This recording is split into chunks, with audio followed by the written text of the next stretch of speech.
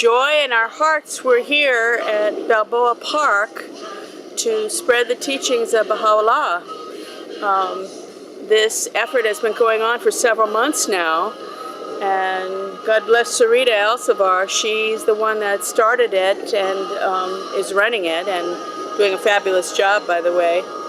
And with the efforts of everyone contributing to this, it's really become a fantastic teaching event. We're all so joyful and happy to be here. We start early in the morning. We have devotions from 11:30 to 12:30, and then we break for lunch, and we have a speaker, and we've designed many wonderful speakers. This weekend we're having Mujgan. She's a psychologist, and she'll be speaking on some wonderful topics that we all can learn from.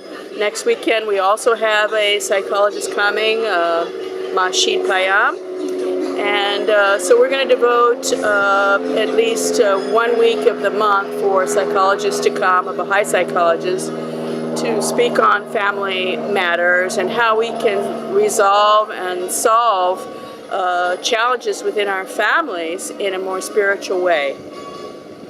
So we have some marvelous speakers, and then after the speaking we have live music. Armando is here to play beautiful music. Roy Amani plays with him, and Oscar Callis, and whoever feels like joining in, and we sing, and we have music, and we have fellowship. And then passerbys, anyone coming by is welcome to join us, to have lunch with us.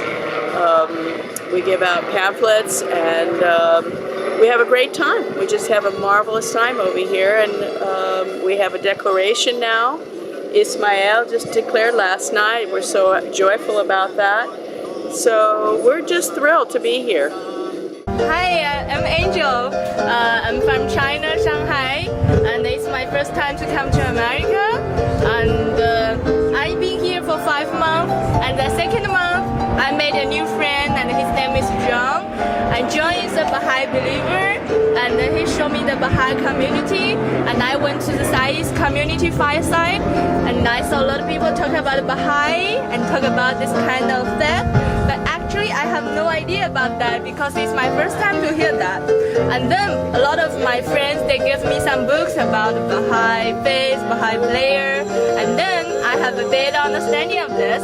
I think this idea and this faith is totally perfect, and it's really much my idea, much my thinking. I think it can encourage me and can stimulate me go further. So that's why I cannot wait myself to declare this kind of Baha'i faith. I love this. I'm very happy recently because I met new friends here, and everybody is nice, and everybody talk about, and they just regard me as they're part of families, and I got a lot of respect. So that's so good. That's really good. I'm really happy to join here. And with the love of these people just accepting you, you feel unity, and it fulfills many needs that you have. And they don't accept your money. You can't give them money. People came here and say, we love your religion, you're so nice, we want to donate something. They won't accept it. I bring donuts in case to share with people, and you can do that. I feel guilty otherwise. So what's the catch? But this is church. Just pan around. You got the lake and the trees and the music and the camaraderie and the unity of people. They speak Farsi and different, and Baha'u'llah. He was tortured and did amazing writings about how to live in harmony with each other. And the more you learn in the prayers, and it's after Jesus. That doesn't hurt Jesus' message whatsoever. It enlightens more. The more you know, the more understanding you have, and more spiritual, the better off you are. And nobody's doing this. I can't understand why nobody's catching on to this. It's the most wonderful thing. I'm mentally ill. I'm socially unacceptable. It's hard to, and they take me and they love me. They can love anybody. Hi, my name is Sharon Baldoni, and I am delighted to be able to share with you what makes me feel the most loved and the most loving. is the ability to be able to share all the things I've learned my whole life and to understand that it's all come together with these incredible teachings.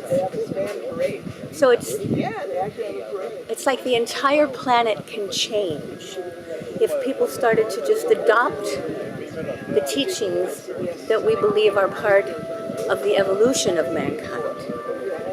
So one of them is to be kind and loving to all human people and all creatures, which is obvious, but to live your life in a service to other men and to mankind and other women, and to live your life in dedication to God. Because as we elevate our own consciousness by saying the most beautiful things we can say in the Baha'i writings, we feel those are the Baha'i prayers or the Baha'i writings. And by saying some of these spiritual things, you literally elevate the energy and the DNA in yourself, in your body, and you start radiating light. And as you radiate light, you start affecting change in those people immediately around you. So by living your life in service to God and your fellow man, the entire human race, the entire planet will shift. And that's what our hope is. I went on a year of service. When I was 17, my mom's like, you want to go on a year of service before college? And I was like, sure, where do you want to go? You want to learn Spanish? So I was like, I got to get far away and do something cool. And the House of Justice wrote a letter in the late 80s, I think, and they kind of encouraged the Baha'is to go to China. I got on a plane to Hong Kong when I was 17, and then I went to Macau. That was before they were really doing Ruhi and stuff, but I was with a group of young people, and I got into China, and I was just a kid. I was like 17. This was in the early 90s. And I basically just stayed, learned Chinese, started picking it up. This was like 20 years ago. I'm 39 now. And I basically just didn't come back. I went on a year of service, and I just kind of took the wave where China was going, and I just stayed for a really long time. Then I went on to Korea and learned Korean fluently, and just stayed in Asia, and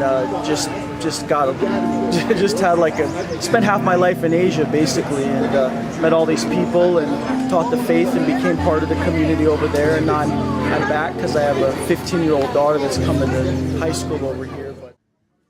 So many people come here for different reasons. Some come because they're attracted to the teachings. Others, they come because they're attracted to the music. So whatever they come for, we're here to welcome them. And because what we need is also to, make more friends. And little by little, they're going to get to trust us, and they're going to become closer friends with us. And we invite them from here. We always send them to the Baha'i firesides that we have in the Encino area. Baha'i Center in Encino and Chatsworth. So if they need more information, we always direct them to go there. So it's a great program. Every week is different. But we always leave this place with a joyful heart. What message are you giving the people? Well, the message is the message of unity. Because what we see in the world today is very, very saddening to see the suffering that's going on in the world, and to know that we Baha'is have the medicine for all the ills that humanity is going through. I think it's just, it's very urgent that we give this message to people.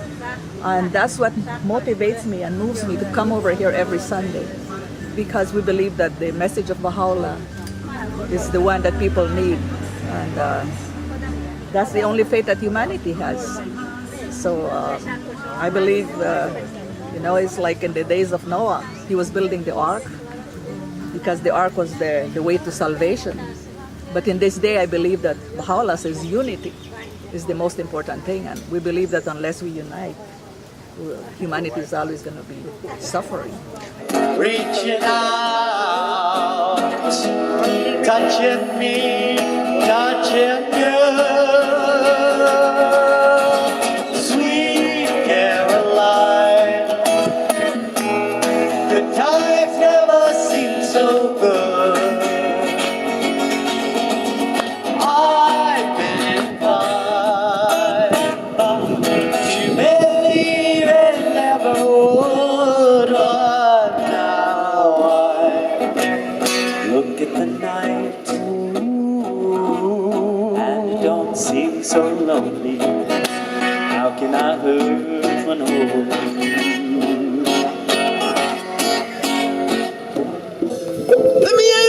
Let's work for peace and unity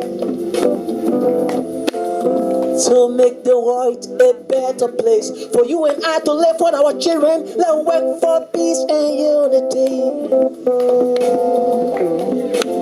respecting every man's right to exist.